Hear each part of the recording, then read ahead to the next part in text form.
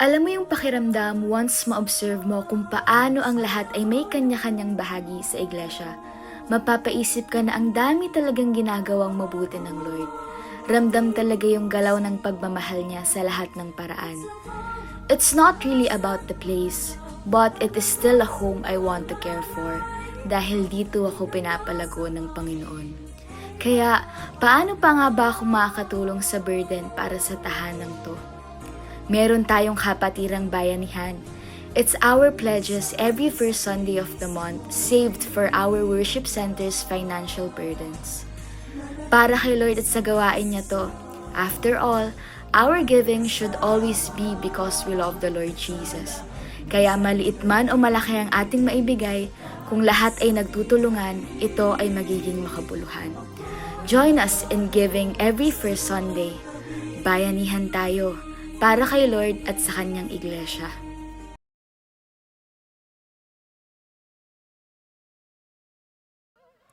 Isang magandang umaga po sa ating lahat. Purihin po ang Panginoon dahil dinala niyo po tayo dito, tanging sa biyaya lamang niya po. Maaari po palakpakan muna po natin ang ating Panginoon.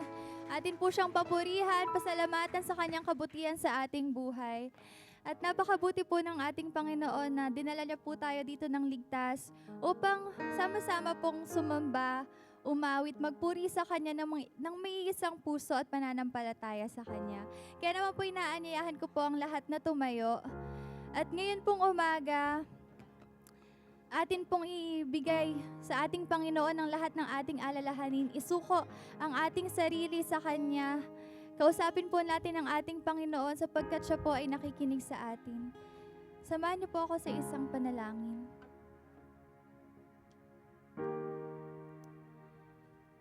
Aming Amang Banal, karapat-dapat ka, O Diyos, aming mga papuri at pagsamba, aming Ama. Tanging pangalan mo lamang po, Panginoon, ang aming itinataas, Lord God, sa aming buhay, aming Panginoong Jesus. Salamat, Lord God, sa katapatan mo, Panginoon, sa kadakilaan mo, Panginoon, sa aming buhay, aming Ama. Salamat, Lord God, dahil kahit kailan, Panginoon, hindi ka nagkukulang, aming Diyos, at dinidinig mo, Panginoon, ang bawat naming panalangin, aming Ama. Thank you, Lord God, that you are the God who sees us, Lord God, and you hear our every thoughts, Lord God. Aming Ama, wala po kaming maitatago sa inyo, O Diyos. Patuloy niyo nga lang po kaming linisin, aming Ama. Baguhin, Panginoon, ang aming mga buhay, aming Diyos. Father God, sa umaga pong ito, aming Ama, kami po, Panginoon, nagpapakumbang lumalapit sa inyo, Lord. Patuloy na nagpapalinis, Panginoon, ng aming mga puso, Father. Ninanais lamang po namin, Panginoon, na ikaw, Panginoon, ang maitaas, ang mapapurihan, Panginoon, at maluwalhati, Panginoon, sa aming kalagitnaan, aming Ama. Father God, maraming salamat po, Panginoon, sa buhay ng bawat isang naririto ngayon, Father God, na tunay na naghahanap sa inyo, aming Ama.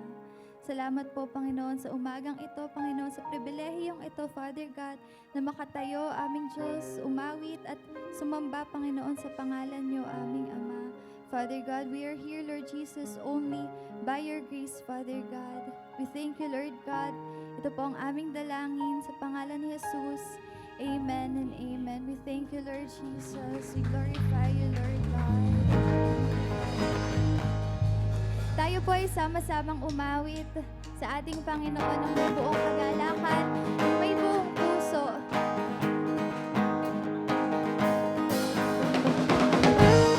Praise you, Lord Jesus. You are worthy to be praised, O Father. We worship you.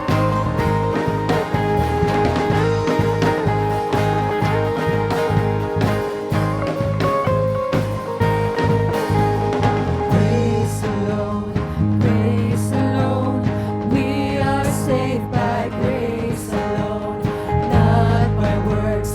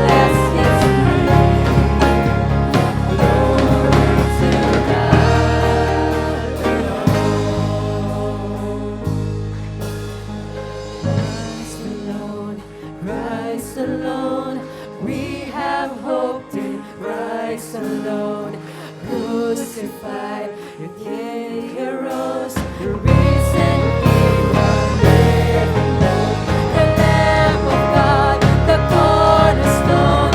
We have faith in Christ alone. Glory to God alone. Glory to God alone. You alone can save. Give thanks and bless your name. Glory to God alone. Glory to God alone. Glory to God alone. You alone can save. Give thanks and bless your name. Glory to God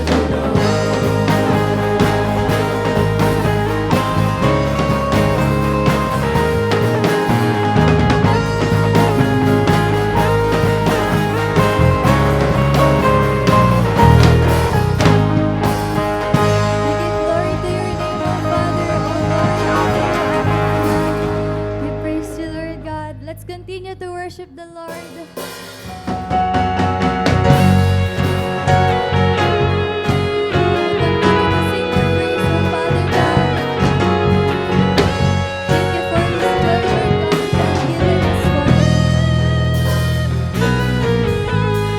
into your presence, Lord, today. To the new and living way. You paid on the cross for us, Jesus. We come, all of our sins are washed away. Going near your throne, we pray. And space made holy, holy. We come into your presence, Lord, today. To the new and living way.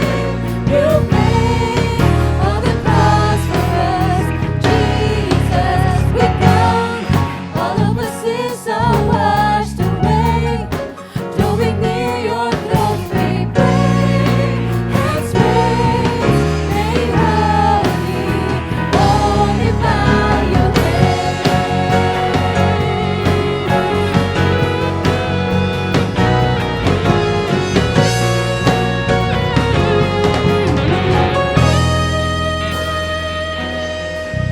You called us out from every nation to lift you up in adoration. Living stones, you're building together. One people for your praise. Into your presence, Lord, today. Through the new and living way. You paid on the cross for us, Jesus. We come, all of our sins are washed away.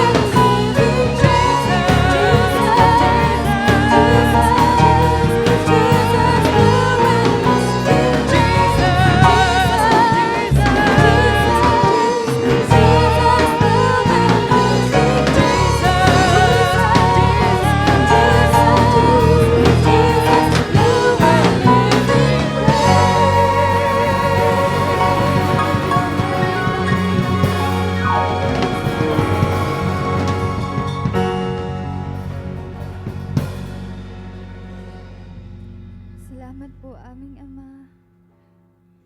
Father God, we thank you, Lord Jesus, for your presence, Lord God, for the Spirit that is within us, Father God. We thank you, Lord God, aming Ama. Salamat po, Panginoon, that you are here, Lord Jesus.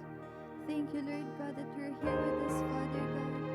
For you have said in your word, Lord, for where two or three gather in your name, Lord God, there you are with them, Father. We thank you, Lord Jesus.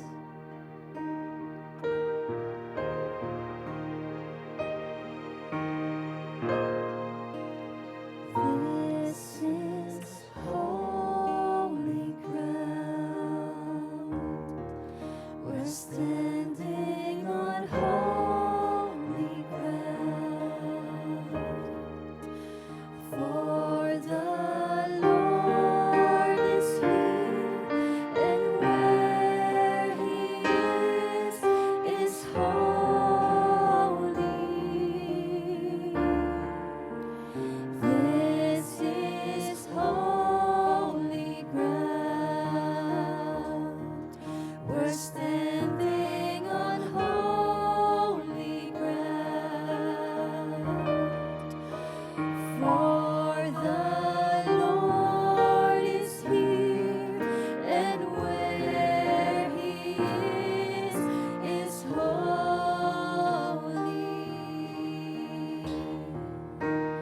There are holy hands. We're lifting our holy hands. For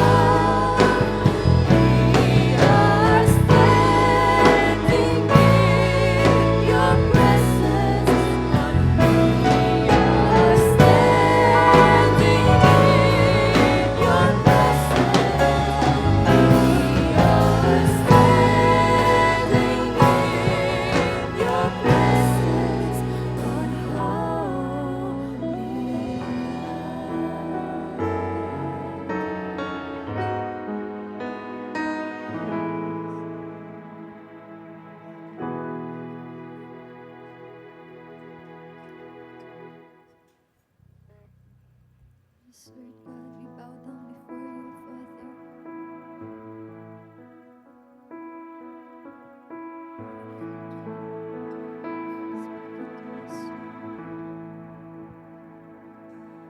Our Father,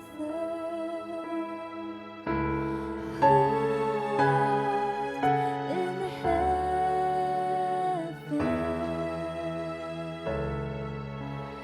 hallowed be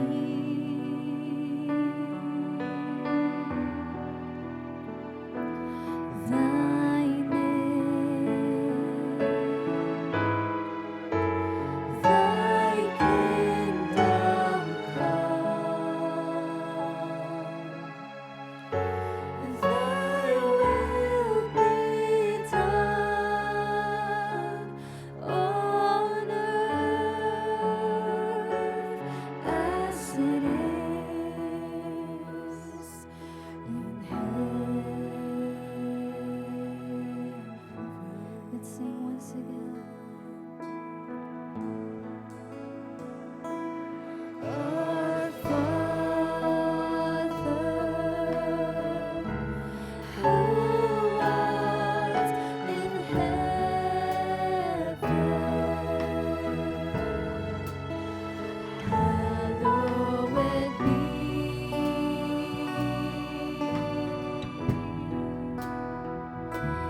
thy name. Thy kingdom come,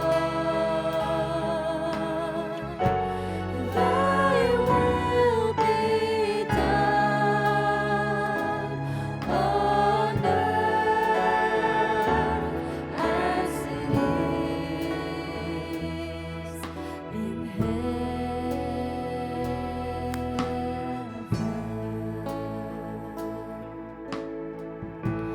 Give us this day our daily bread, and forgive us our debts as we forgive our debtors. And lead us not into temptation, but deliver us from evil. For thine is the kingdom and the power and the glory forever.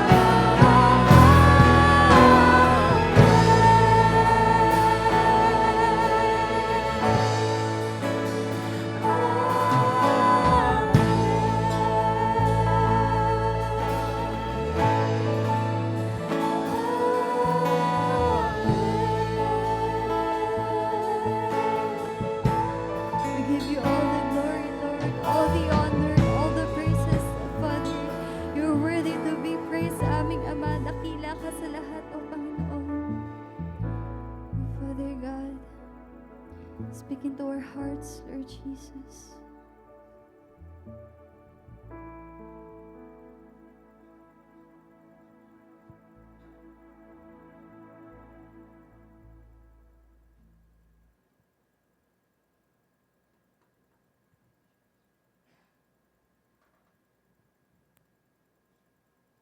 Salamat po, aming Ama.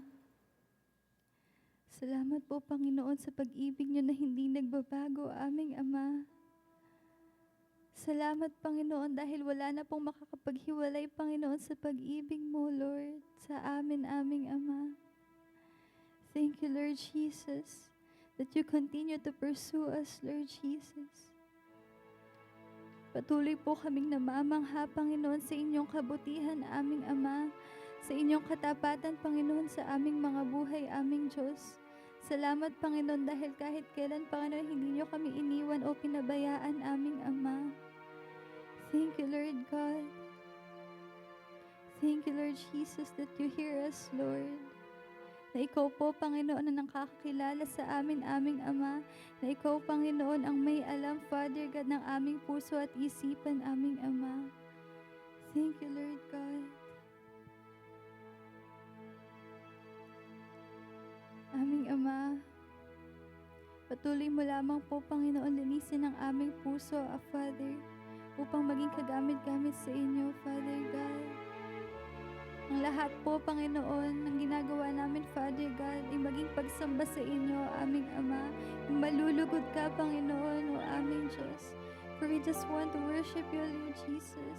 Ninanais lamang po namin, Panginoon, na ang aming maging buong buhay, Panginoon, ay maging pagsamba sa inyo, aming Ama.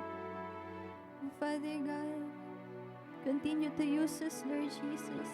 Help us, Lord Jesus, to seek you more, Lord God, to long for you more, Lord Jesus, and to desire you more, Father God, sapagkat ikaw lamang po, Panginoon, na makakapagpuno, Panginoon, ng aming puso, aming Ama. Salamat po, Panginoon, sa kagalakan, Panginoon, na tagpuan namin sa inyo, aming Ama. Sa kapayapaan, Father God, na sa iyo lamang po namin matatagpuan, aming Diyos. Father God, salamat po, Panginoon, sa buhay na ito, Lord God, na ikaw po ang nagbigay, Father God. Tulungan mo po kaming gamitin ito, Panginoon, para sa kalwalhatian ng pangalan mo, aming Ama. We thank you, Lord Jesus. At sa umaga pong ito, Father God, sa gawain pong ito, aming Diyos, tinanais po namin, Father God, na marinig ang tinig mo, Lord God, na makatagpo ka, aming Diyos. Salamat po, aming Ama. Sa iyo na po namin ibinabalik, Lord, ang pinakamataas na papuri, pinakamataas na pagsamba, pasasalamat, kalwalhatian, Panginoon, ay tanging sa iyo nga lang po, Panginoon. Father God, we thank you, Lord God. Ito po ang aming dalangin sa matamis na pangalan ni Jesus. Amen and amen.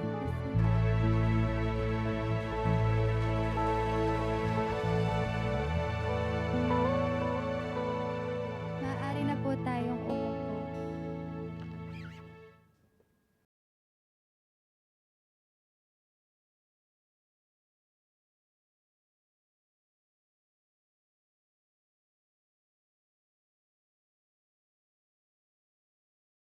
Ito ay pinagpala tayo ng Panginoon dahil may magsasalita po sa atin, maghahatid ng salita ng Diyos. Siya po ay matagal ko ng kaibigan. Siya po ay matagal na pong lingkod ng Panginoon, over 40 years. Naging pastor po siya sa iba't ibang iglesia sa Metro Manila at sa mga probinsya. May mga missionary works po siya sa Filipino churches, sa Netherlands, sa France, Brunei, noong mga nakaraang panahon. And he has preached to Filipino churches in Japan, Korea, and the United States. He was also formerly a full-time company pastor, chaplain of EO, Executive Optical, yung nagpapagawa ng mga salamin sa mata. At dito po ay, before retiring last 2025, he was formerly also one of the pioneering preaching leaders of CCF Gateway Mall, Cubao. He's presently under the Marketplace Ministry of CCF. Taga-CCF po siya. Ngayon po. Pero dati ho kami magkasama sa dati namin church. At ngayon po ay he's also married to Mary Lee, yung wife po niya, kasama po niya rito. At meron po silang 2 anak, 2 sons and 2 daughters, bali 4. Ages from, siyempre, mga, ano na ho sila, mga 30 plus. At ngayon po ay pakinggan natin ang mensahe. Sabi niya sa akin, ano ba? Sabi ko, basta't mag-preach ka kung anong pinasasabi ng Panginoon. Yun na yun. Ganyan ho tayo. Kasi pinanindigan po natin ng Ephesians chapter 4 verse 11, and Jesus gave some pastors, teachers, evangelists, prophets to equip the church, and you are the church. Ang layunin po ng Panginoon sa amin, mga pastor, ay to equip. Ihanda po kayo sa buhay sa pamamagitan po ng salita ng Diyos. Ladies and gentlemen, let us welcome our brother, Bibo Montanya. Let's give a clap offering to the Lord. Brother Bibo, please come.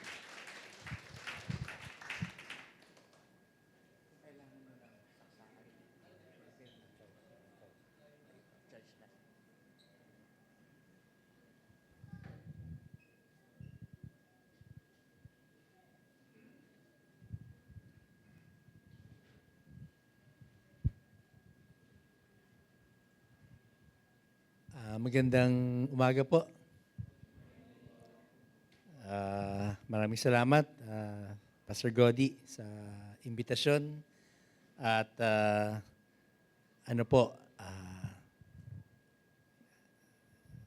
tayo po ay talagang binibigyan ng Panginoon ng napakalaking pribilehyo. Last time po ako nagturo dito ay doon sa kabilang center, sa kabilang gathering na lugar. At sabi ko nga, nakakatuwa naman ang kilos ng Panginoon sa iglesyang ito. Samahan niyo po ako, tumayo muna tayong lahat at basahin po natin ang salita ng Diyos. Let's all stand up. At basahin po natin ang Matthew chapter 6 verse 22. Tuloy-tuloy po yan hanggang sa verse 24. All together. Do not store up for yourselves treasures on earth, where moth and rust destroy, and where thieves break in and steal. But store up for yourselves treasures in heaven, where neither moth nor rust destroys, and where thieves do not break in or steal. For where your treasure is, there your heart will be also. The eye is the lamp of the body, so then if your eye is clear, your whole body will be full of light. But if your eye is bad, your whole body will be full of darkness. If then the light that is in you is darkness, how great is the darkness? No one can serve 2 masters, for either he will hate the one and love the other, or he will be devoted to one and despise the other. You cannot serve God and wealth. Tayo po'y manalangin panandalian. Aming Ama, maraming salamat muli sa pagkakataon na ibinigay mo sa amin upang aming pagbulay-bulayan at pag-isipan ang iyong salita. Ito, Panginoon, ay tunay na napakahalaga. Lord, the value ng iyong salita sa aming mga buhay. Lord, salamat, Panginoon, at aking inihabilin sa iyo ang bawat isa. Nawa, Panginoon, ay kaugnayin mo each and every one of us, O Lord. Ang aming mga tinatahak at nilalakbay na mga bagay-bagay, O Diyos, sa aming mga buhay. Lord, iba't iba ang aming mga sirkumstansya, iba-iba ang aming mga pasanin at mga sitwasyon. Ngunit alam namin, Panginoon, na gagamitin mo ang iyong salita, Panginoon, upang abutin ang aming mga personal na mga tinatahak sa buhay. Aming Ama, maraming salamat at muli naming hinihingi ang iyong banal na Espiritu. Ang iyong mga makapangyarihang anghel, Panginoon, Lord, na pumalibot sa bawat pamilya, Lord God, na naririto, O Diyos. Lord, we thank you and we trust in you. In Jesus' name, amen. Makakapunang tayo. Siguro po ay medyo three or four verses po ito, pero ito po yung magkakarugtong at siguro unang-una maintindihan ho natin na ito po ay related po sila. No? Related po itong mga verses na ito. At sinabi nga po dun sa una nating binasa, patungkol sa treasures. No? Sabi nga, huwag kang mag-store up for yourselves treasures on earth. No? Hindi ho ibig sabihin nito, tayo po ay hindi na po mag-iipon, hindi na tayo magkakaroon ng possessions. Hindi po yun ang ibig sabihin nito. Dahil kung titingnan po natin, ito, ang konteksto po nito ay yung ite-treasure natin, ito ba ang ating kayamanan para sa hinaharap? No? Sa kabilang buhay, no? Ito ba ang pinanggagalingan ng ating tunay na kayamanan para sa kabilang buhay or dito po sa ating kinalalagyan sa mundong ito? Ano ba ang tunay na kayamanan? No? Kasi minsan po, madalas po ay ang ating perspective po dito is that pag nabasa ho natin ito sa surface po, ay bawal ba mag-ipon? Bawal ba magpundar? Hindi po. No? Ang sinasabi rito, ito po ba ay treasure? No? Ito na ba ang source ng kayamanan mo? Source ng identity mo? Source ng iyong worth? Source ng iyong value? Itong treasure na ito. At inaayos ho ng Panginoon yung ating mga treasures. Kasi sa totoo lang, tayong lahat po ay treasure hunter. Diba? Pakibulong sa katabi nyo, treasure hunter ka pala. Sabay-sabay. Treasure hunter ka pala. Ako po ay may na-meet po ng mga treasure hunter po na ika nga ito po ay akala ko parang katang-isip lang, no? Marami ho pala talagang naghuhukay kung saan-saan, no? At meron ho ako nakilala, meron pa siyang mapa, no? Sabi ko, okay ka rin, ano? Alam niyo po, naubos ang pera niya, no? Sa kakahukay kung saan-saan, no? Talagang naloko ho siya. At meron naman ako nakilala, hindi ho siya yung naghuhukay. Ang ginawa niya, kinakausap na lang niya yung mga nakahukay na, no? At sabi niya, pumunta siya sa Butuan or sa Surigao at kinausap niya yung mga siguro sa mga rural na lugar at tinatanong niya kung meron ba kayo nahukay na mga gold, na mga artifacts ng ating mga sinaunang mga ninuno, no? At totoo nga, so namili siya, ang mura-mura, sabi nga nila noon sako-sako kung ibenta, no? Hanggang sa ito'y na-preserve at ang value ho ngayon is siguro times 100, 200 times na po, no? Pero ang tanong po sa buhay ay, tayo ho ba ay treasure hunter? No? Tayo ho ba ay treasure hunter? Pero ang tanong, anong klaseng treasure, no, ang hinahunt natin? No? Makikita ho natin yung treasure na yan, depende po. No? At siguro ang tanong po sa buhay ay, unang-una, ano ang gusto mong hanapin na kayamanan sa buhay? No? Ano ho ba ang hinahanap natin? Of course, normally, kung tayo po ay nagsisimula pa sa ating pag-aaral or whatever, no? Siyempre, ang unang advice sa atin is, mag-aral ka mabuti, pag nakagraduate ka, ikay pumasok sa isang profesyon, sa isang career, na ikaw ay aasenso, o kaya magnegosyo ka. So, minsan yun po ang ating konsepto po ng paghahanap ng tunay na yaman. No? At ang problema lang po is, dapat malaman natin, ano ba ang tunay na kayamanan?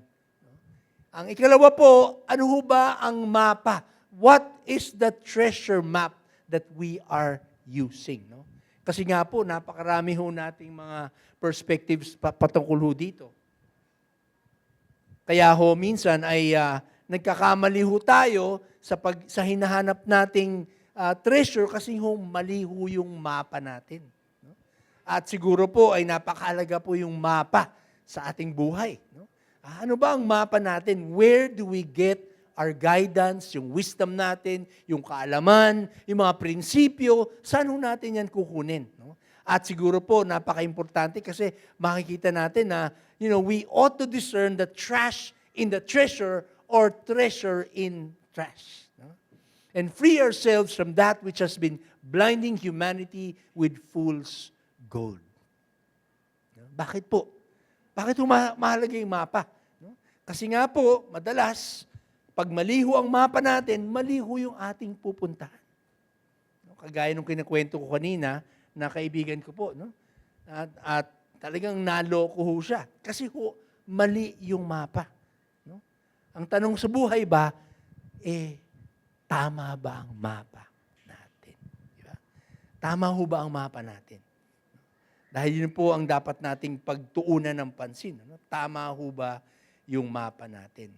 Ikatlo ho, na gusto ko maintindihan ho natin, ay yung ating treasure quest for life. No?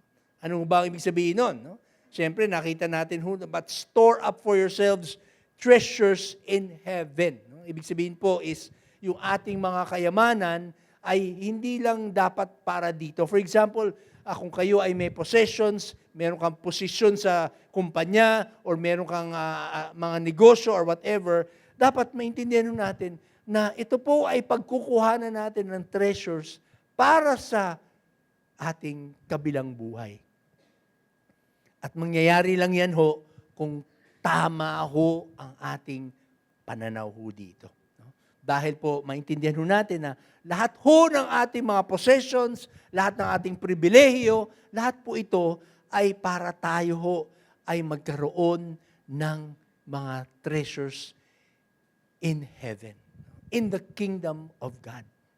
So, ang ating pong careers and professions, inisip ho ba natin na dito ba ay ako boy, makakaabot ba ako sa aking mga kasamahan? Will I be able to reach out to them? Will I be able to be, a channel of the gospel to the people around me sa aking opisina, sa aking negosyo, sa aking career, sa aking livelihood, sa aking pamilya? So lahat ho yan ay mapagkukuhanan ho natin ng treasure para, hindi lang para dito, para sa ating mga spiritual treasures, pero para sa next life po, no? Ang quest po natin sa buhay. Ngayon po ay siguro ay intindihan natin, bakit ho tayo, or rather, paano ho ba tayo magkakaroon ng tunay na pananaw patungkol sa treasure? Ano ba ang mahalaga? Ano ba ang tunay na treasures na nakikita natin sa ating paligid? No? Napakahalaga po niyan. Ano? Kasi nga po, kung maliho ang ating pananaw, sabi nga, ang mangyayari po is that we will not understand that our treasure is determined by how we see. No? Binanggit natin kanina, mga treasures ngayon ang tanong, paano mo ngayon makikita yung treasure na yan? No? So, tatalon ho tayo dun ho sa Matthew 6 verse 22. Okay? Sabi ho rito, the eye is the lamp of the body. Let's all say that all together. The eye is the lamp of the body. No? Maganda po at nabanggit po kanina ni Pastor Godi yung aking involvement sa EO Executive Optical noon. No? Dahil po, nakita ko po ng ibig sabihin po ng the eye, dito ho, sa Griego po, yung next slide please, ang ano po yan ay ophthalmos. No? Hindi ho nagbago yung salita masyado from Greek to Latin at papunta sa English, or rather from Greek to English. Hindi ho nagbago. No? Napakalapit. Ophthalmology, optometrist, lahat yun yan, kinaktado ho sa word na Griego ho na ito. At napakahalaga po ng pananaw ho natin. Kasi ho, yung ating pananaw sa treasures, depende yan sa ating mata. Depende ho sa ating mata. Sabi nga, the eye is the lamp. No? Ito po ang lampara ng ating katawan. Ito yung nagbibigay ng liwanag or kadiliman sa ating saloobin. Ang tanong, ano ho ba ang ating mata? Pakitingnan po yung katabi nyo, mata sa mata. At tingnan nyo na maayos. No? Ano kaya ang kanyang mata? No?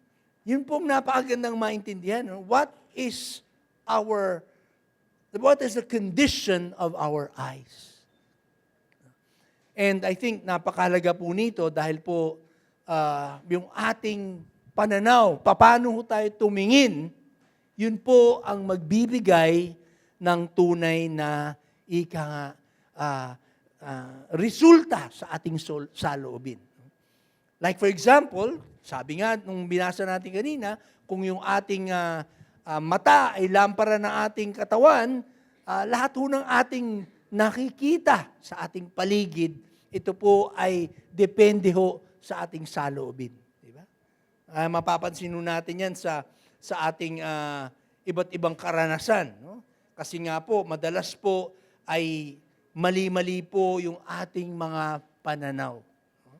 At siguro po napakadali ho nating maintindihan yan. No? Lalong-lalo na sa panahon ngayon ho ng ika nga ng fake news, no? Or AI. No? Kaya madalas ho akong ika nga, yung ang aking misis po, madalas akong pagsabihan, AI yan! May papakita ko sa kanya, AI yan! Talaga, AI to! No? Dahil nga po, medyo hindi ho ako sanay makita. Siyempre, yung iba obvious na AI, pero yung iba hindi ko napapansin, ay, AI pala yan, di ba? So, I think that is something very important dahil po madalas po ay nagkakamali ho tayo ng pananaw patungkol ho dito. Kasi nga ho, yung nasa ating saloobin, yung lampara or kadiliman, yung ilaw or kadiliman sa ating saloobin, ang problema. Sabi nga ng quote na ito, a man sees in the world what he carries in his heart. Diba? A man sees in the world what he carries in his heart. So kung ano yung nasa ating puso, yun ang ating makikita.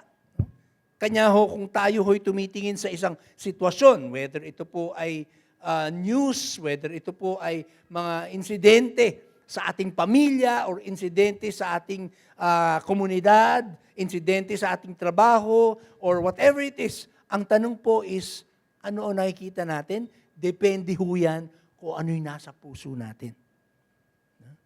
Kanya ho, kung tayo po ay exposed po sa iba't ibang mga nangyayari sa ating buhay, mapapansin ho natin, nagkakaiba-iba ho tayo ng opinyon. Tama po ba? Yeah? Nagkakaiba-iba ho tayo ng opinyon.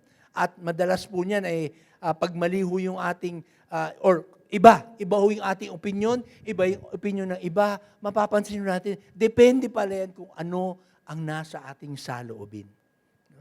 Dahil ako po ay medyo nabaybay ko na ang Luzon, Visayas at Mindanao, no? Dahil napaka tagal ko na ho sa ministeryo at napakarami na ko na ho nahawakang ministeryo. Nakita ko po na kahit sa ating regionalistic beliefs, mapapansin natin, iba ang pananaw ho ng mga ng ibang region sa Luzon, iba-iba ho. Kahit sa Visayas, iba-iba ho ang pananaw ng bawat region. Sa Mindanao, hindi lang sa politika, sa iba't ibang bagay. Kanya minsan, iniisip natin, bakit ibang opinion niya? Bakit ibang pananaw niya? Sa pananaw ko, kasi po, depende ho yan so, kung ano yung nasa ating mga puso. At sinasabi ho ng Biblia na napakahalaga na tama ho ang ating lampara. Ang tanong po, ito po ba ay galing sa salita ng Diyos? It is, sabi nga ng isang manunulat, it is only with the heart that one can see rightly. What is essential is invisible to the eye. Kung tama ho ang ating puso, makikita ho natin. No? Kung hindi po tama, hindi ho natin makikita. No? Meron hong eksperimento, ang tawag po dito ay the Asch Conformity Experiments. Noong mga 1950s po ito.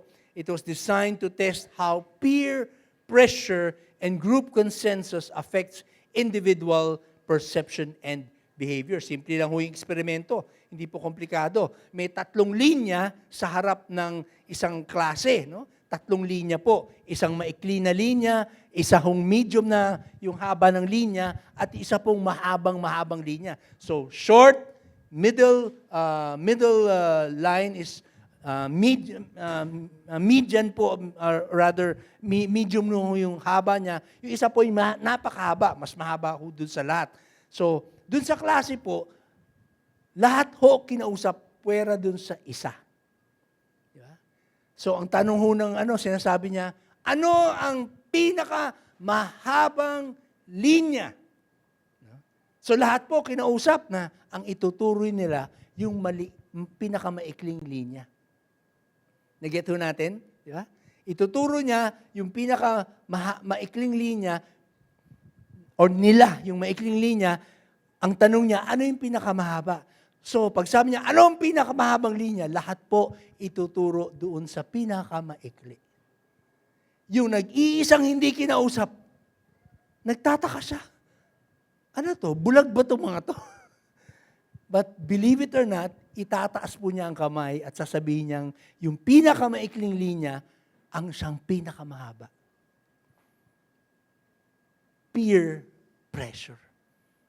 Ilang beses ulitin, ano ang pinakamaikling linya? Sasabihin ng lahat, 99% doon sa room, ituturo na yung pinakamahabang linya. Yung nag-iisa, titingin siya ulit, ha? Bulag ba to? Pero itataas niya yung kamay na yung pinakamaikli ang siyang pinakamahaba. Sasabay siya sa agos ng lahat. So, inulit na naman na, ano ang gitna? No? Gitnang linya. Ituturo yung pinakamahaba na naman ng lahat. At yung nag-iisa, itataas na rin niya yung kamay niya at sasabihin niyang, yun nga, ang gitna, yung pinakamahaba. So, maintindihan po natin bakit po ito ang nangyayari sa atin dahil mga sa social media, napansin ho natin. No? Of course, the recent events na nangyari po, mga tragic events po, no? na namarel, na naksak sa mga eskwelahan. No? At maintindihan natin, ano kaya ang nag-uudyok? Ano ang nag-iimpluwensya sa mga iba't ibang sektor ng society? Whether estudyante ba yan, whether yan pa ay young adult, whether yan ay young professional, whether yan po ay medyo middle age na, ang tanong, ano ho ba ang nag-iimpluwensya? Dahil ito po'y depende sa ating mata at paningin. Kanya ho, kung mahalaga po ang mga bagay-bagay po ng aspeto po ng yaman or whatever, wala hong masama, by the way, sa possessions. Wala hong masama sa pagpupundar, sa pag-iipon. Wala hong masama dyan. Pero ang tanong, ano ho ba ang pananaw natin? Tinitingnan ba natin ito ng tama? Kanya ho mapapansin natin, napakaganda ng aral na ibinibigay ng mga events po sa ating bansa. Ito mga maletang issue, napakagandang aral. No? Dahil kahit na ano pang dami ng maleta at pera mo sa hindi na magkasya. No? Sa mesa, yung iba nga sabi nila, hindi na magkasya sa kwarto. No? All of that does not matter anymore. Di ba? At makikita ho natin, napakagandang aral. No? Na it is a lesson na itinuturo po sa buong bansa. Na kahit na mali-maleta pa ang pera mo, walang saysay. Pati yung anak mo, ikinahihiya yung apelido nyo. Kaya makikita ho natin yung perspective na yan. No? Na ano ba ang tunay na treasure? How do we see things in our lives? Paano natin ito tinitingnan? At napakahalaga pong maintindihan natin na ang tamang pananaw po ay galing sa Biblia. No? The right perspective comes from the Word of God. Dahil po, isipin po natin, hindi po tayo natural na tama ang perspective natin. Mapapansin po natin, bata pa ho tayo, ang ating perspective sa ating, for example, sa eskwelahan, sino ang pinakasikat sa eskwelahan? Di ba? Kung sino yung may magulang na talagang nagdo-donate sa eskwelahan, kung sino yung mga kaklase mo na may mga magulang na may dekalembang ang mga pangalan or dekalembang, yun ang sikat. Bata pa ho tayo yan.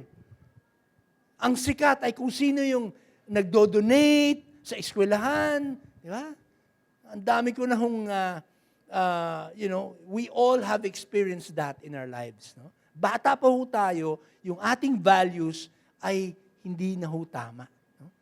Ito po ay influence po ng iba't ibang sektor ng ating paligid at komunidad. No? Mapapansin ho natin na bata pa ho, nahuhulma na yung ating paniniwala at mga prinsipyo. Pagdating natin ho ng high school, college, ganun din ho. No? I mean, how often is it nang itinataas ang sikat ay kung sino may integridad, sino yung nagsisilbi, or sino yung merong honesty, or sino ho yung nagpapakumbaba. Mahirap ho. Kanya ho, as we grow older and older, we realize we are influenced in the wrong way dahil po tayo ho ay makasalanan. Dahil ho tayo ay makasalanan. Lahat ho tayo. Diba? Naalala ko po, nung ako'y bata pa, mga barkada ko po, pinagmamalaki pa namin. Sino nakakupit kay tito, kay tita, sino nakakupit sa mga relatives. Diba? Magmamalaki pa kami na magkakaibigan, magbabarkada. No? Pag dumadaan kami minsan sa mga tiyanggi-tiyanggi, pagmamalaki pa namin, sinong naka-shoplift. Bata pa ho yan. Kaya mapapansin natin, ito'y nadadala natin habang tayo ay lumalaki. No? Sa iba't ibang aspeto ho ng ating buhay at desisyon. Bata pa ho. No? Naalala ko po, yung tatay ko po ang nagturo sa akin uminom. Bata pa ho ako noon. No? Talagang tinuruan niya akong uminom hanggang sa ako'y lumaking manginginom. Sabi ko nga, bata pa ako, pinatitikim sa akin ng tatay ko yung tuba na matamis. Galing mismo sa puno, alas 6, alas 7 ng umaga, kukunin, ipaiinom sa akin. I was 8, 9, 10 years old. Hanggang graduate na po ako sa tuba. Napunta ako sa hard drinks, teenager po, hard drinks, etc. Hanggang I realized, yung lahat ho ng values ko galing ho sa mali. Lalong-lalo na sa aspeto ng immoralidad, ganun din po. Natutunan ko sa barkada, sa tatay ko, yung immoral na pananaw. At doon natin makikita na tayong lahat po ay biktima ho ng iba't ibang impluensyang ito. Bakit po? Dahil po tayo ay makasalanan. Lahat po tayo ay makasalanan at ang malungkot po niyan ay may kabayaran po ito. Ang kabayaran ng kasalanan ay hindi lang sa kabilang buhay. Dito pa lang, nagbabayad na ho tayo sa ating kasalanan. At lalong-lalo na ho sa kabilang buhay, tayo po ay, ay haharap sa paghuhusga ng Panginoon. Pagharap ho natin sa Panginoon, ang kasalanan ho ay dapat bayaran. Dahil po, ang Diyos po ay Diyos ng hustisya. Hindi lang ho siya Diyos ng pag-ibig, siya po ay Diyos ng hustisya. Siya po ay Diyos po na matuwid. Siya ay banal na Panginoon. And you cannot just approach a righteous judge here on earth and tell that judge, Judge, kahapon nakapatay ako. Or Judge, kahapon nang rape ako. Or Judge, kahapon nang nakaw ako. Pero Judge, patawarin mo naman ako. Promise, hindi ko na gagawin. Ano sabihin ng judge sa inyo? Hindi pwede, manigas ka. Someone has to pay. Kinakailangan merong magbayad ng kasalanan. At yun po ang dapat nating maintindihan, ang Diyos po ay Diyos ng hustisya. Kanya ho, napakalagang maintindihan yung ginawa ni Jesus sa krus sa Kalbaryo. Anong ginawa ni Jesus sa krus sa Kalbaryo? Siya po ang umako sa ating kasalanan. Sa krus, inako po niya ang ating mga pagkakamali. Sa krus sa Kalbaryo, ang ating mga parusa ay inako niya sa krus sa Kalbaryo. Upang tayo magkaroon ng kapatawaran. Upang maintindihan ho natin na mahal niya ho tayo at nais niya ho tayong patawarin. Pero kailangan niyang bayaran yung ating kasalanan. Kinakailangan akuin niya yung ating parusa. Imbis na tayo ang parusahan, siya ang pinarusahan sa krus sa Kalbaryo. At doon lang ho natin maintindihan po na handa ho siyang patawarin tayo at handa ho siyang baguhin ho tayo, handa ho siyang magmilagro sa ating mga buhay. And I think that's something we have to understand. Sabi nga ng John chapter 14 verse 5, sabi, Thomas said to him, Lord, we do not know where you are going. How do we know the way? Jesus said to him, let's all read it, I am the way and the truth and the life. No one comes to the Father but through me. Kanya ho yung pagbabago ho ng ating pananaw ay mangyayari lamang kung tayo'y mananampalataya kay Jesus. Na siya ang daan, siya ang katotohanan, siya ang buhay. At walang makakalapit sa Ama except na dumaan kay Jesus. At yan po ang napakaganda ho nating maintindihan po patungkol ho dito because yung ating pananaw ho patungkol sa treasure ay maitatama lang ho ito kung tayo po ay maayos at maliwanag ang ating mata sa ating saloobin. At mangyayari lang ho yan kung si Kristo po ay nasa ating mga puso. Amen po ba?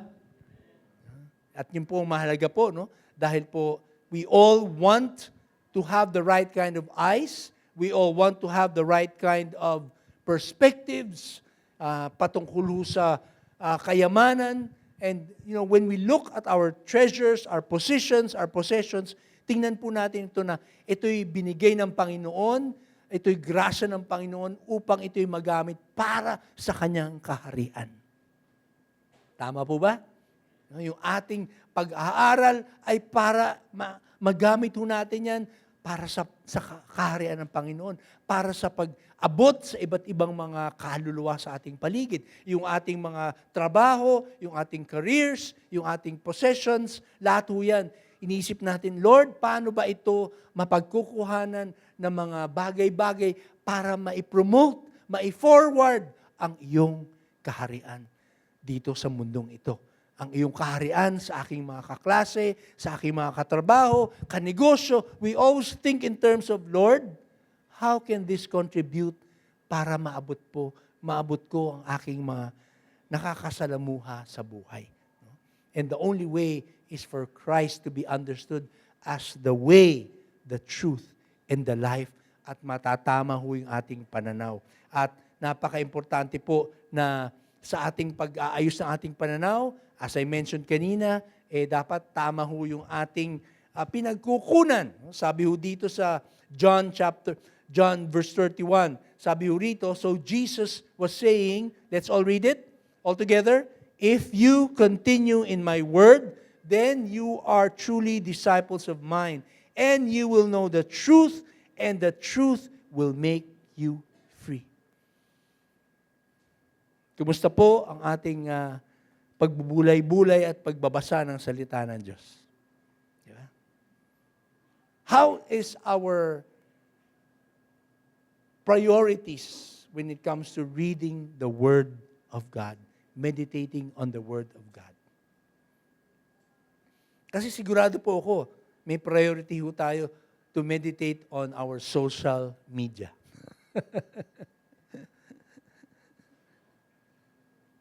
Wala naman humali doon. Pero baka naman, ito ay nagiging hadlang sa ating pagme-meditate sa salita ng Diyos. Kaya ako sa bahay, halatang-halata mo yung aming mga, siyempre lahat kami online, yung mga trabaho ng misis ko, ng anak ko, online. At pag yung bill ho ng tubig ay na-delay or nawala, not much is given. No? Not much is given attention to it. No? Pag yung iba't ibang bill, no? Pero pag ang problema ay yung nakaligtaan yung bill ng internet, nako, maniwala kayo. Ang laking problema nun. Pag nagka-problema, naipit, nawala, of course, ito yung pag hindi pa, wala ka pang notifications. No? Pero pag internet bill ang hindi nabayaran at naputol, naku, ang laking problema nun. Maintindihan nun natin how important it is. And so, our priorities, we should think in terms of, sabi nga ng Panginoon, if you continue in my word, then you are truly disciples of mine. You will know the truth, and the truth will make you free. Then of course, Paul was writing to Timothy, sabi ho niya, study and do your best to present yourself to God, approved, a workman who has no reason to be ashamed, accurately handling and skillfully teaching the word of truth. Sabi niya kay Timothy, mag-aral ka. No? Prove yourself a workman na hindi ikinahihiya. No? Accurately handling, skillfully teaching the word of truth. And I think it's very important kasi isipin ho natin, si Pablo po, nung mamamatay na ho siya, sabi ho dito sa sulat niya kay Timothy ulit po, no? Sabi po niya, nung malapit na ho siya mamatay, sabi niya, for I am already being poured out as a drink offering, and the time of my departure has come. Diba? Malapit na siyang mamatay. Alam na niya yun, nararamdaman niya yun. Dahil siya po ay nakakulong all the way, siya po ay sinamahan ng gwardya, dinala from Jerusalem, dinala po siya sa Roma. Ang dami hong mga karanasan ni Pablo, pero pagdating na ho dun sa Roma, sinulatan niya sa Timothy, malapit na. Diba? The time of my departure has come. Pero you notice in verse 16, let's all read it all together. When you come, bring the coat that I left at Troas with Carpus and the books, especially the parchments. Kaya po si Pablo ay kakaiba ang pananaw. Kakaiba ang pananaw niya, yung kanyang pag-aaral, kakaiba ho. In fact, sabi nga ho rito sa ilang verses na makikita ho natin, Acts 17, verse 28, sa 1 Corinthians 15, verse 33, si Pablo po, gumagamit po siya ng mga quotes from Cretan philosopher, poet Epimedes. No? Yung, for in Him we live and move and have our being. Yung isang ginamit niya, quoted from Stoic poet Aratus or Cleanthes, for we also are His offspring. Yung isang kinote niya ay from Athenian playwright Menander na ginamit niya sa 1 Corinthians 15:33, bad company corrupts good morals. Yung isang quote niya mula kay Epimenides, Titus 1 verse 12, which sabi nga, Cretans are always liars, evil beasts, lazy gluttons. Bakit ho ang mga quotes ni Pablo, ibig sabihin nag-aaral po siya, nagbabasa po siya. Kaya mapapansin ho natin, napakalaga, sabi ho niya dun sa chapter 4, verse 16, when you come, bring the coat that I left at Troas and Carpus and the books, especially the parchments. Napakalaga para kay Pablo, yung kanyang pag-aaral, yung kanyang pagbabasa. At ito po ang, ito po yung nasa puso ko lagi. I always think in this line, am I doing what the Lord wants me to do?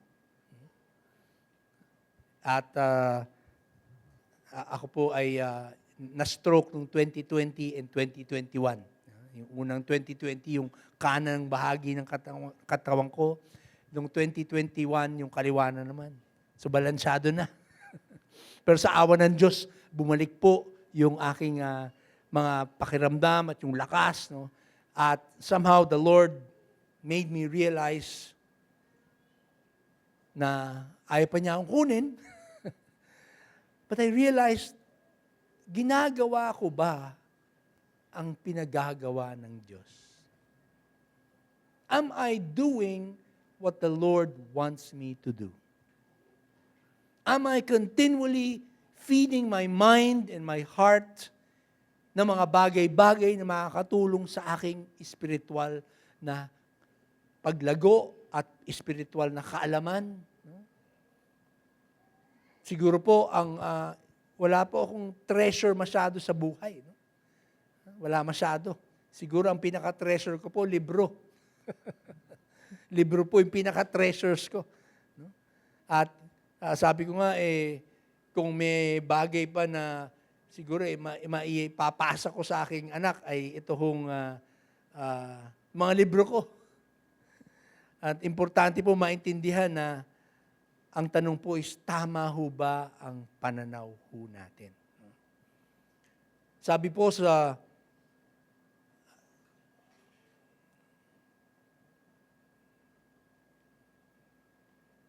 rito sa Matthew 6 verse 22, unang binanggit po ay yung our treasure is determined by how we see, and this fills our innermost with eternal life or eternal darkness. Makikita ho natin yan doon sa, if your eye is clear, your whole body will be full of light. If your eye is bad, your whole body will be full of darkness. If then the light that is in you is darkness, how great is the darkness. Kaya ho, our treasure is determined by how we see, and this fills our innermost with eternal life or eternal darkness. So yung ating kayamanan, yan po ay napakahalaga dahil ito po ang magdedetermina, no? Kung ano ba talaga ang tunay na kayamanan natin. Our treasure, ano man ang kayamanan natin, maintindihan natin, depende ano ang ating nakikita, paano tayo tumingin. At ito po ang pupuno sa ating saloobin. Either pupunuin ho tayo ng eternal life, or sabi nga, mapupuno ho tayo ng eternal darkness. Kaya napakahalaga po na maintindihan po itong perspective ho na ito. In fact, sabi nga, yung word na darkness dito, sa Griego po, no? Ito po ay isang term na figuratively, it is the principle of sin, the principle of darkness, and the inevitable effects, the realm in which God's light is obscured to people who prefer sin. In all cases where the word is not used of physical darkness, it means moral insensibility to divine light, moral blindness. Yung darkness po na sinasabi ho dun sa nabasa natin, hindi yun yung darkness na madilim lang, walang ilaw. Hindi po. It is something that speaks about demonic darkness. Kaya nakakatakot po eh. Kasi po, dun ho natin makikita na hindi ho ito ordinaryong darkness. That's why if you read many things around us, you notice things become darker and darker. Hindi po yun, kung ikaw ay nalululong sa kadiliman, ito'y didilim ng didilim ng didilim. When you go into something that is sinful, something that is, makasalanan, hindi ho yan parang neutral or static na, okay lang, dito lang, hindi man ako lalala. Maniwala po kayo, lumalala po yan. Lumalala po yan. Yung panakaw-nakaw ng konti, mamaya niya, male-maleta na. Yung mga immoral ka, konti, immoral ka sa isip mo, immoral ka sa puso mo, lalala ho yan. It goes that way for everything. Kung tayo naman ay magtatanim sa mabubuti, magtatanim ho tayo sa ilaw, kaliwanagan, ito ho ay lalong liliwanag. Lalo hong magiging maaliwalas. And that's the same thing for what you're doing here. Nakakatuwa po na, we are continually involved dito po sa gawain. We are discipled. we share the gospel, inaabot po natin yung mga sa ating paligid, nakakasalamuha ho natin. Bakit po? Yan po ay liliwanag at liliwanag at liliwanag. Mas lalong lilinaw at lilinaw ang ating paningin. No? At hindi na natin kailangan pumunta sa EO Executive Optical. Free advertisement ba? Wala na ho, retired na ho ako dun sa EO. Pero doon ko nakita yung importance po ng maayos ang ating spiritual eyesight. So pakitanong ho sa katabi nyo, anong grado ng mata mo? Anong grado ng mata mo?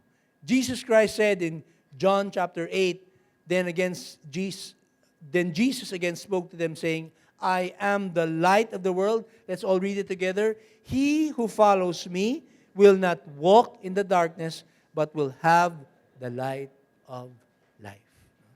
Kaya ho napakahalaga po na maintindihan po yung pananaw ho na ito. In fact, siguro ay doon natin makikita. Let's go to Matthew 6 verse 24. Once again, no one can serve two masters, for either he will hate the one and love the other, or he will be devoted to one and despise the other. You cannot serve God and wealth. Napakahalaga po, no?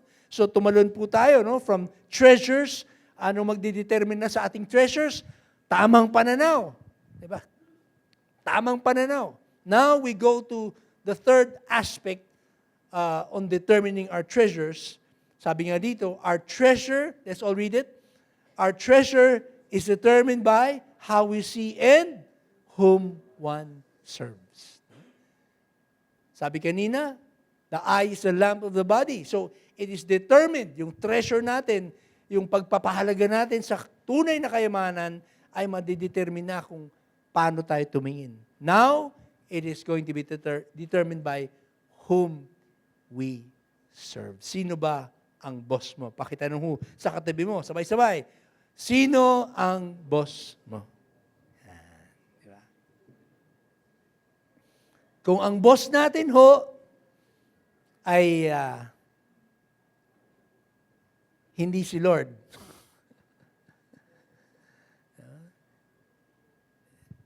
then mali ang treasure. Diba? Sinong boss? Diba? Baka sabihin natin, ay, si Mrs. ang boss. Hindi po yun. No? Ang tanong ho is, who is our boss? Kasi po, extremes eh. No?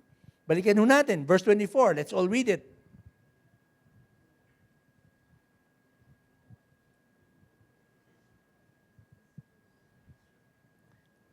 No one. No?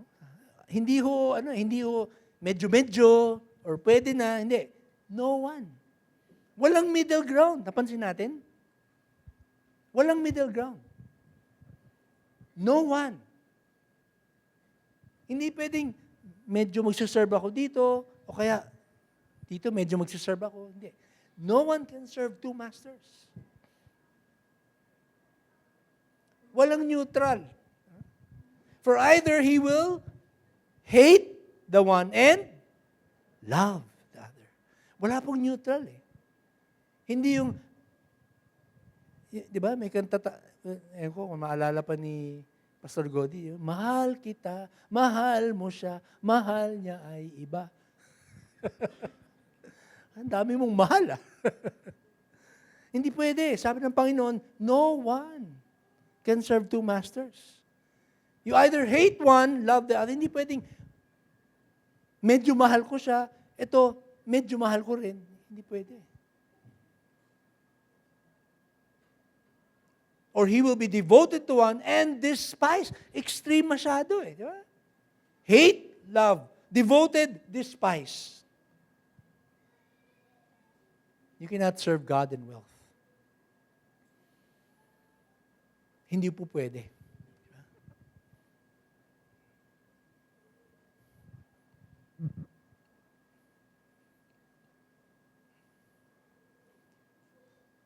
Naalala ko po yung mga kwento ng mga namatay po para sa pananampalataya. No? Minsan niisip mo, okay bang, paano kayang mamamatay ako dahil sa aking pananampalataya? Di ba?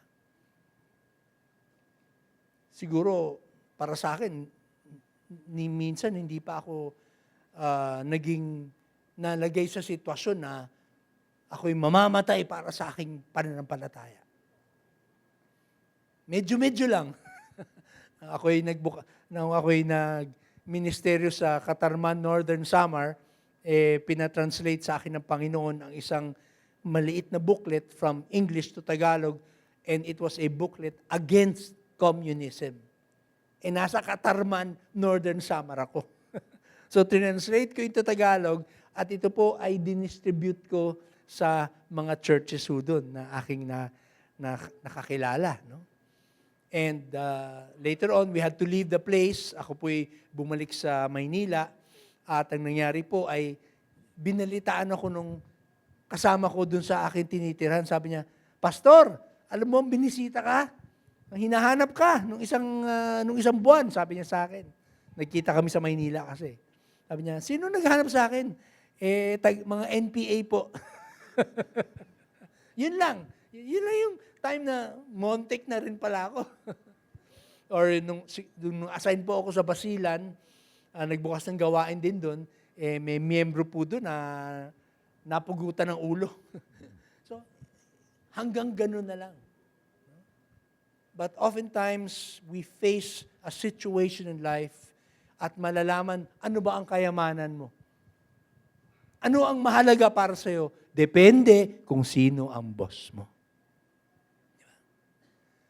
At minsan po, ako po ay nabibiyayaan ng pagkakataon at privilege na magministeryo po sa kapulisan. At nakakasama ko po ay mga retired generals po, at napakaganda ng kwento nila, testimony nila.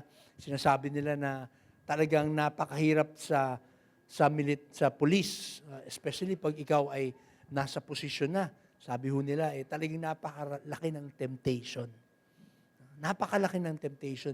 Pero may time na may isa pong official, colonel pa ho siya noon, at siya po ay, he turned down a huge amount of money from corruption. Talagang he turned it down. Ang nangyari po ay may dumadating sa opisina niya, siguro mga 20 years ago na ho ito. May dumadating, mga 15 years ago, may dumadating sa kanya 100,000 a week. 15 years ago, malaki ho yun, 100,000 a week. Dumadating. Sabi niya, hindi ko tatanggapin yan. Binubulong ho sa kanya, Sir, pupunta lang, naiipon lang yan, pupunta lang yan sa papalit sa iyo kasi papalitan kayo. At true enough, kahit ano pang petisyon ng mga business communities around na wag siyang alisin, pinalitan ho siya, naging floating yung position niya. Minsan nakita ko po siyang parang nag-escort ng mga VIP dito po sa airport. Ano ito, no? From the head of a certain area, biglang naging escort. But guess what? Siya po ay ni-reward ng Panginoon.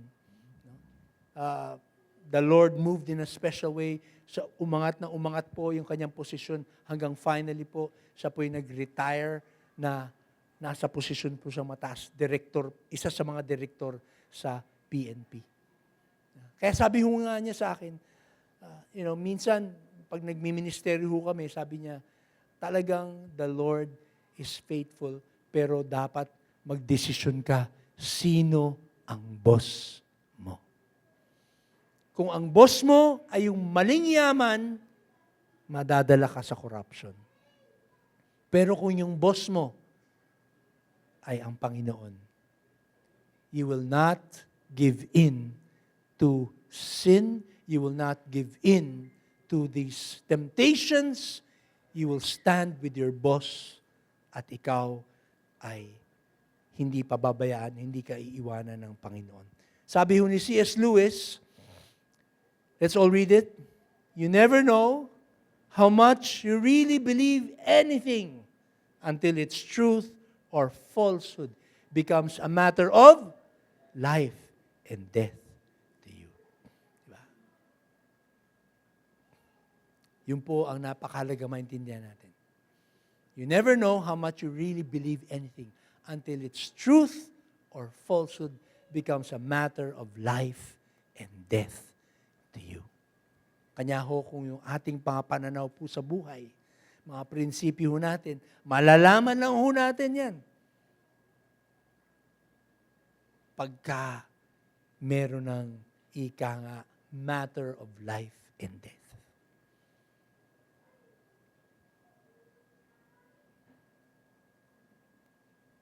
May kilala ho kaming isa hong, actually kamag-anak po ng aking misis. At siya po ay isang surgeon. Siya po ay surgeon ho sa Cotabato. At may inooperahan ho siya doon sa Cotabato. At iba ho ang relihiyon ng inooperahan niya. Pero somehow na-share ho niya dun sa pasyente ang ebanghelyo ng salita ng Diyos. At bawal po sa kultura ng ospital na yun. So what happened was, yung kanyang sinesharean po ay naging Christian. Nag-convert po siya from a previous religion into Christianity. Inusig po ng mga pamilya niya itong nag-convert na ito. Inusig po. At death po ang kanyang hinaharap ng panahon nun. Pati ho yung kamag-anak po ng misis ko, siya rin po ay tinanggal sa ospital na yon. Nailipat po siya sa ibang lugar. Because he shared the gospel. Minsan po, yun ang tanong po, no? Are we willing? Are we willing to pay the price for our faith in Christ? Para tumayo sa integridad, para tumayo po sa katuwiran, para tumayo po sa tama. Of course, we do it with grace. Hindi ho tayo magmamalaki. Hindi ho tayo parang holier than thou. Hindi ho tayo maglalakad na spiritually proud na, ay, corrupt kayo. Ako ay tatayo sa tama. Hindi ho ganon.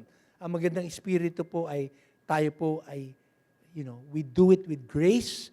We stand for what we believe is right. We stand for our convictions. And the Lord will bless. And there is power. Kanina nga ho naintindihan ko po yung pagmaliho ang gabay. Pagmaliho ang mapa. Papunta ho kami rito, biglang yung mapa ko po na Google Map, biglang nakaano pala siya. Nag-setting siya na hindi ako idadaan sa may toll fee. Idadaan ako sa mga karsada na walang toll. Pagtingin ko, 1 hour and 41 minutes? Ay ko, malilita ko dito. Sabi ko kanina, kasi dinadaan niya ako sa service road. Ay ko, so long story short, buti na lang, napansin ko, teka muna, ba't ako dinadaan dito sa mga service road or what? So, naitama ako naman. So, nakarating kami ng tamang oras naman. Pero doon ko nakita na pag mali ang mapa, mali ang paningin, mali ang ating boss, mali lahat. Pero kung tama po ang ating pananaw ho dito, the question in life is, who is our boss? I will end with this last quote. Never underestimate the power of a life of singularity. Ulitin natin. Never underestimate the power of a life of singularity. Yes, it's not going to be easy. Yes, it will be difficult when we stand for what is right, when we stand for righteousness in our mind, when we stand for righteousness in our hearts, when we stand for righteousness in our lips, when we stand for righteousness in our actions, in our decisions. It's not going to be easy. Pero, pagpapalain ho yan ng Panginoon. And I hope and pray that we will all have the right perspective and the right boss para ho tama ang ating treasures, because Jesus wants us to have treasures here on earth and more importantly, treasures in heaven. Manalangin lang ho tayo sandali. Aming Ama, maraming salamat sa grasya mo sa bawat isa sa amin. Maraming salamat, Panginoon, sa iyong paalala. Father, we thank you for reminding us, Panginoon, na tunay ngang mahal mo ang bawat isa sa amin. Patawarin mo kami, Panginoon, sa mga oras, Panginoon, na nakalimot kami sa pag-unawa sa totoong treasure at totoong kayamanan sa buhay. Patawarin mo kami, Panginoon, kung kami ay nagkasala. Kung kami, Panginoon, ay hindi sumunod sa iyong salita, hindi umayon sa iyong katuwiran, patawarin mo kami, Panginoon. We ask for your forgiveness, Lord. There are times when we did not truly think of the real treasures sa aming mga trabaho, sa aming mga negosyo, sa aming careers, profesyon at hanap buhay, Panginoon. Napakaraming mga pagkakataon na pinagdudahan namin ang iyong salita. Pinagdudahan namin ang iyong mga pangako, O Diyos. Lord, alam namin na tunay ngang kami ay makasalanan. Tunay nga, Panginoon, na kami ay napakaraming mga pagkakamali, pagkukulang. At alam namin, Panginoon, na ito'y may kabayaran, hindi lamang dito sa mundong ito, ngunit maging sa kabilang buhay, Panginoon. Ito ay may kaparusahan. Ngunit may ginawa ka sa krus sa Kalbaryo. Inako mo ang aming kasalanan sa krus sa Kalbaryo. Inako mo, Panginoong Hesus, ang aming mga parusa doon sa krus. Imbis na kami ang dapat parusahan, ikaw, Panginoong Hesus, ang pinarusahan. At ngayon ay iniaalay mo sa amin ang iyong kapatawaran at pag-ibig. Maraming salamat, Panginoon, sa iyong pagmamahal, pagpapatawad. Maraming salamat, Panginoon, sa iyong grasya. Dahil itong lahat ng ito ay dahil lamang sa iyong awa. Panginoon, kami ay nananampalataya, Lord, na patuloy kang magmimilagro sa aming mga buhay, Panginoon. Lord, we believe that you will pour out your signs and wonders. Lord, we believe that you will pour out, Lord, your power upon our lives, Lord. Lord, sa aming mga sambahayan, Panginoon, sa aming mga pamilya, Panginoon, sa aming mga relationships, Panginoon, makakaasa kami, Panginoon, sa iyong milagro, Panginoon. For indeed, Lord, magkakaroon kami ng tamang yaman, Lord God, sa aming mga pamilya. Sa aming mga relationships, Panginoon, we will experience, Panginoon, ang totoong yaman ng iyong kasiyahan, ang totoong yaman ng iyong pagmamahal, ang totoong yaman, Panginoon, ng iyong faithfulness sa aming mga buhay. Maging sa aming mga trabaho, sa aming mga professions at negosyo, Panginoon, Lord, makakaasa kami, Lord God, na ikaw ay kikilos, Panginoon, upang aming maranasan, O Diyos, ang tunay na kayamanan mo sa aming mga pakikisalamuha sa iba't ibang mga tao. Lord, maraming salamat, Lord. Kami ay nananampalataya, Lord, nakikilos ka, Lord, sa aming mga buhay upang ma-realize namin ang iyong tunay na kayamanan, Lord, maging sa aming mga kalusugan. Lord God, we believe, Lord, na ikaw ang magpapagaling sa amin, Lord, at ma-experience namin ang tunay na yaman, Lord God, sa aming mga karamdaman, Panginoon. You will bring healing upon each and every one of us, Lord God. Ikaw ang magdadala ng pagpapagaling, Lord God. Lord, dahil ang aming kagalingan, Panginoon, ay hindi lamang para sa aming mga personal na pribilehiyo, Lord. Ang aming kagalingan ay upang kami ay makapaghayag ng Ebanghelyo, upang ma-share namin sa iba't ibang mga tao, O Diyos, ang aming mga pagkakakilala sa iyo, Panginoon, ang Ebanghelyo, O Diyos, that we might be able to share the message of forgiveness sa iba't iba naming mga kasamahan, O Diyos. Lord, naniniwala kami that we will experience your treasures of healing, your treasures, O God, of provisions and faithfulness, your treasures, O God, upon our relationships, Panginoon.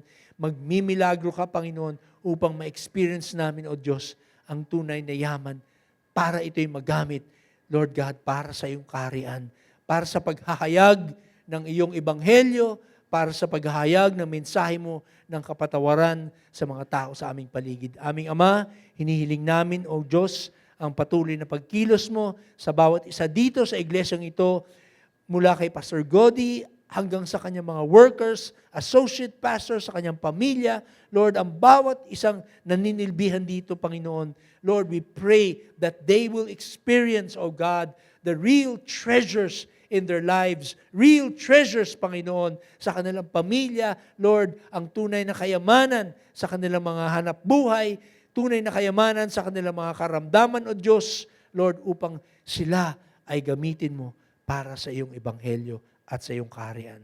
Father, we thank you for your answered prayers. In Jesus' name we pray. Amen and amen. God bless you.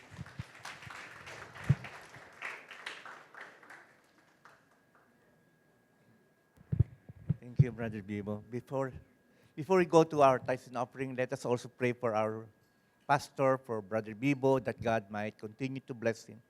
Let us please bow down in prayer. Mahal naming Ama, maraming salamat po sa buhay ni Brother Bibo, sa kanyang pamilya, Panginoon, si Mary Lee. Ama, dinadalangin namin na patuloy niyo pong ingatan si Brother Bibo sa kanyang buhay, lalo na po ang kanyang kalusugan. Hinihingi namin ang kapuspusan ng Espiritu Santo na ilagak mo po ninyo sa kanya. Gamitin niyo po siya at kasangkapanin saan man siya naroon, na ang inyong kaluwalhatian ay maitanyag sa kanyang buhay. Kasangkapanin niyo po siya. Maging alulod siya ng inyong pagpapala, ng inyong pag-ibig at katotohanan, saan man siya maparaon, aming Ama. Taglay-taglay ang inyong kapangyarihan at ang inyong presensya. Ingatan niyo po si Brother Bibo, pagpalain niyo po ang kanyang buhay. Salamat po na way patuloy niyo siyang gamitin at kasangkapanin sa iba't ibang kapraanan. At kami naman na mga anak niyo rito ay nagpapasalamat sa kanyang buhay. Gayunpaman, nais namin maging alulod ng inyong pagpapala, Panginoon, sa lahat ng bagay na meron kami. Tanggapin niyo po ang aming mga tithes and offering, ang aming mga love gifts and pledges, Panginoon. Tulungan niyo kami maging bahagi ng inyong kaharian dito sa lupa ng gaya ng sa langit, upang mapagpatuloy, Ama, ang paghahayag ng inyong salita at katotohanan sa munti niyong iglesyang ito para sa inyong kaluwalhatian. Ingatan niyo pong bawat isa. Ito pong aming dalangin sa pangalan po ng Panginoong Jesus. Everybody say amen.